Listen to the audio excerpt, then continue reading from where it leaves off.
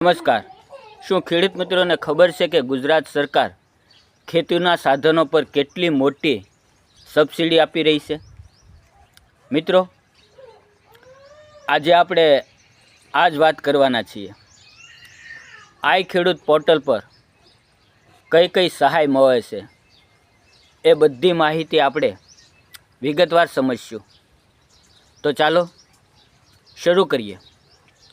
મિત્રો, મનમાં પહેલો સવાલ એ જ આવે કે શું સાચે જ ખેતીના સાધનો પર લાખોની સબસિડી મળી શકે છે?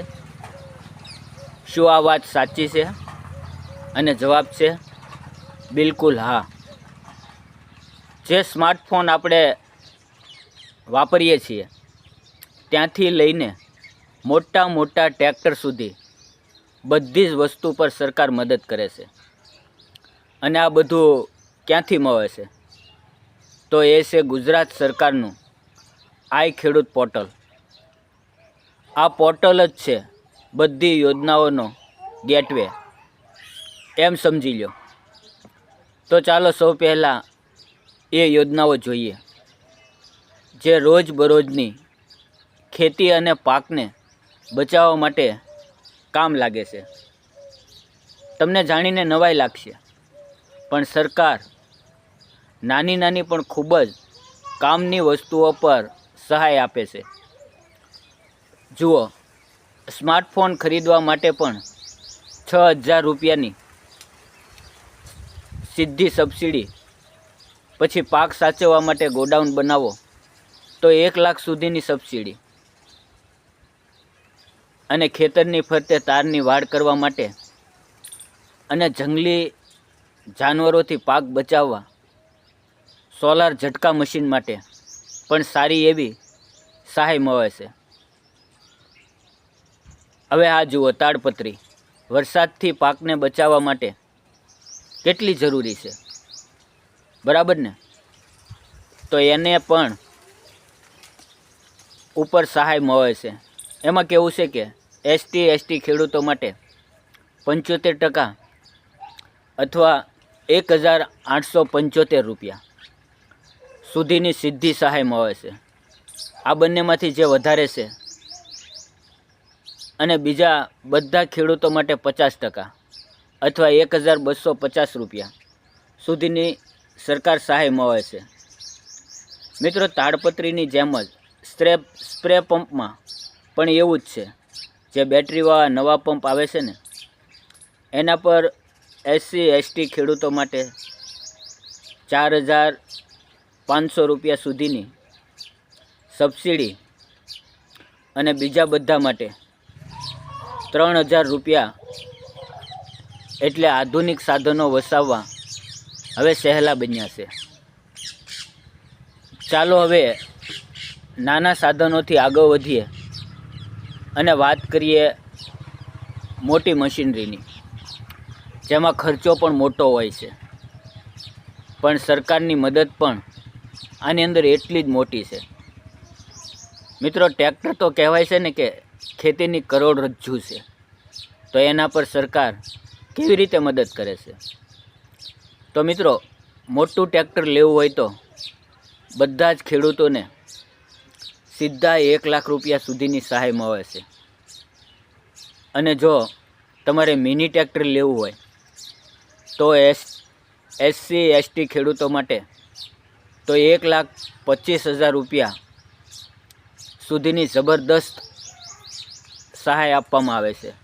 અને બીજા ખેડૂતો માટે પણ 75,000 રૂપિયા છે। આ ખરેખર બહુ મોટી રાહત કહેવાય। પણ વાત હજી અહીંયા અટકતી નથી।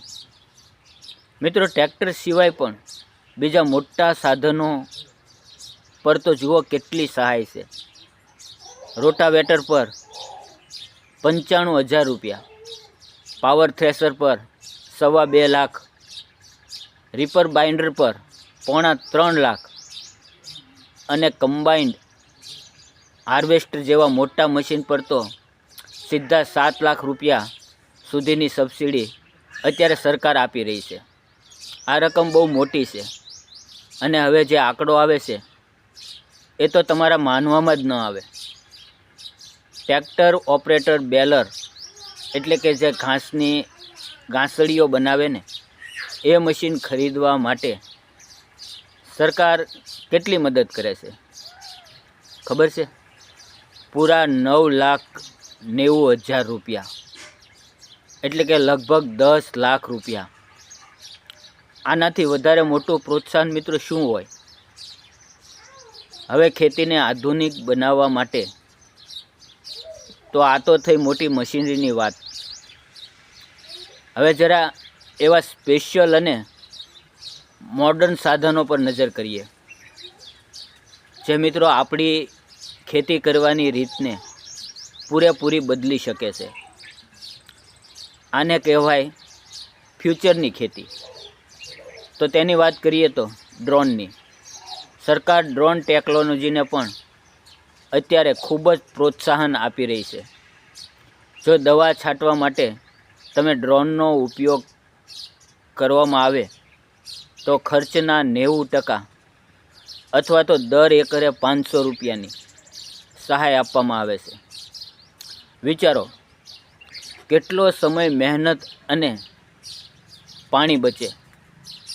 એટલું જ નહીં, અમુક ખાસ પાક માટે ખાસ સાધનો પર પણ મદદ મળે છે. જેમ કે બટાકા વાવવા માટે પોટેટો પ્લાન્ટર, મગફળી કાઢવા માટે ગ્રાઉન્ડ નટ ટીગર અને માલને માર્કેટ સુધી લઈ જવા માટે માલવાહક ગાડી પર 75,000 રૂપિયાની સીધી સબસિડી છે. અને સૌથી મોટી વાત, જો કોઈને પોતાની ઓઇલ મિલ શરૂ કરવી હોય તો સરકાર સીધા 10 લાખ રૂપિયા સુધીની જંગી સહાય આપે છે. મિત્રો, તો આ બધી યોજના વિશે તો જાણ્યું, પણ હવે સૌથી અગત્યનો સવાલ, આ બધાનો લાભ લેવા માટે શું કરવું, અરજી ક્યાં કરવી અને કેવી રીતે કરવી? તો ચાલો આખી પ્રોસેસને એકદમ સરળ અને સીધી રીતે સમજીએ. તો જુઓ, આમાં સૌથી અગત્યની વસ્તુ છે સમય.